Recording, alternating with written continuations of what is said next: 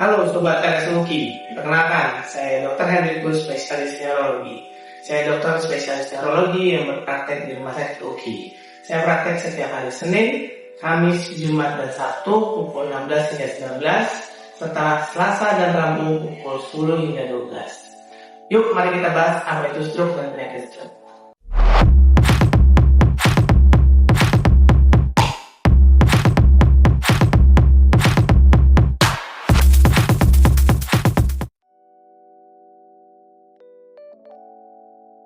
Stroke adalah sebuah kondisi medis yang terjadi karena adanya gangguan pada aliran darah ke otak, bisa karena penyumbatan atau adanya pecah pembuluh darah.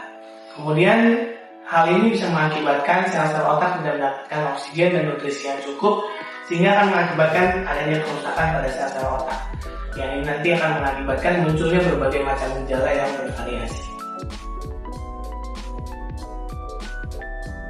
Ada dua jenis stroke, yang pertama berupa stroke iskemik atau stroke penyumbatan, dan yang kedua adalah stroke perdarahan atau akibat pecahnya pembuluh darah. Stroke bisa disebabkan oleh banyak hal. Ada beberapa faktor risiko yang paling sering menyebabkan stroke itu terjadi. Yang pertama, adanya tekanan darah tinggi, riwayat diabetes, riwayat kolesterol, kemudian riwayat stroke sebelumnya, kemudian adanya riwayat stroke pada keluarga, usia lanjut, dan kebiasaan pola hidup yang tidak sehat, seperti merokok dan jarang berolahraga. Kita mengikat gejala dan tanda stroke sendiri dengan segera ke RS.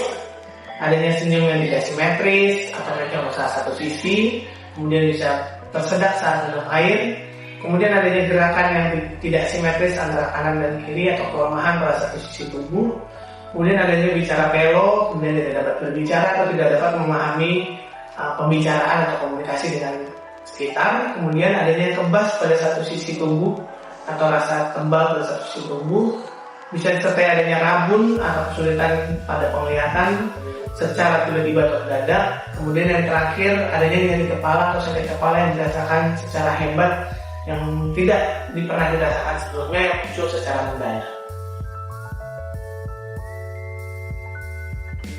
Semakin cepat penanganan stroke, maka semakin baik pemulihannya. Pemulihannya akan memakan waktu yang cukup lama dan membutuhkan beberapa terapi, di antaranya terapi fisik, terapi bicara, dan terapi okupasi. Kita harus melakukan pencegahan berupa mengontrol tekanan darah, kita harus menjaga kadar gula darah, mengontrol kadar kolesterol kita dalam batas yang normal, dan melakukan pola hidup sehat. Pola hidup sehat seperti berhenti merokok, rajin berolahraga, dan mengelola stres, sehingga kita bisa terhindar dari stroke yang berulang. Jika kita melihat ada sekitar kita yang mengalami keluhan atau gejala yang seperti sudah saya sampaikan tadi di atas, maka akan lebih baik untuk segera dibawa ke rumah sakit untuk mendapatkan penanganan atau terkena stroke yang lebih tepat berdasarkan jenis dari stroke tersebut.